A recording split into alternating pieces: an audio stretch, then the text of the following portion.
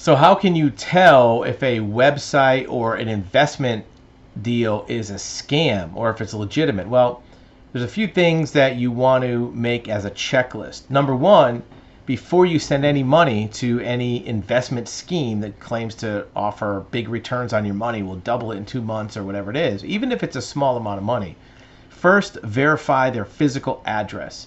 Look at their website. Make sure they have a website. If it's all done by social media, if it's all done by email or Snapchat or anything else, then it's probably not going to be legitimate. But if they have a website, look at the physical address on the website, their street address.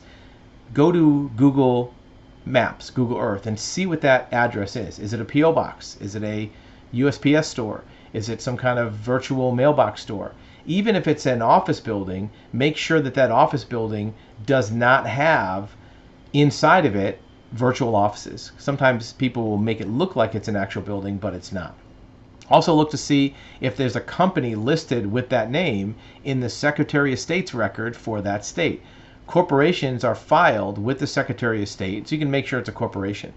90% of scams don't have any corporation, don't have any address. Now, there's some that take it to the next level and they form a corporation, they have an address, and they're still a scam. How can you find those out? Well, here's what you do.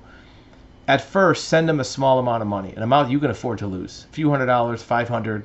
Most cases, these scams will start out by asking for a small amount of money. And then what happens is they keep asking you for more and more, and then eventually they wipe you out. But at the early part, send in that small amount of money. And they're going to send you back a return statement that says, look, you sent in $450. Look how much money you made. Right now your account has $1,000 in it. You made a big profit. Congratulations. And then they're going to ask you for more money. So what you do then is you tell them that you want to do a withdrawal. You made 1,000. Let me take out 300. Make it a little bit less than you sent them and see what they do.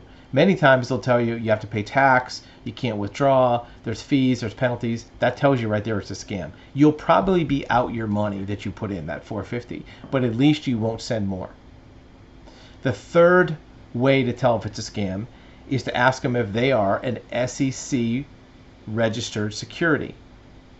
Most types of investments have to be a registered security, and if they are, tell them to give you their documentation, to look it up, and who the principals are, who are the actual people. One of the first things we have to do many times when there's a scam or a fraud is we have to do an investigation to find out who the actual people are. They use fake names, fake addresses, fake emails, fake phone numbers. So if you can get the actual name of the principal, the owner, the manager of the company, and look them up on LinkedIn, look them up to make sure they're legitimate, that will prevent you.